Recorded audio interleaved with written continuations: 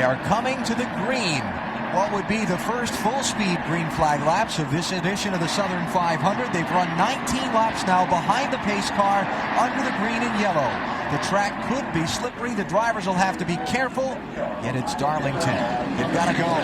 Sterling Marlin and Mark Martin leading them down for the start. The fans on their feet. Here we go.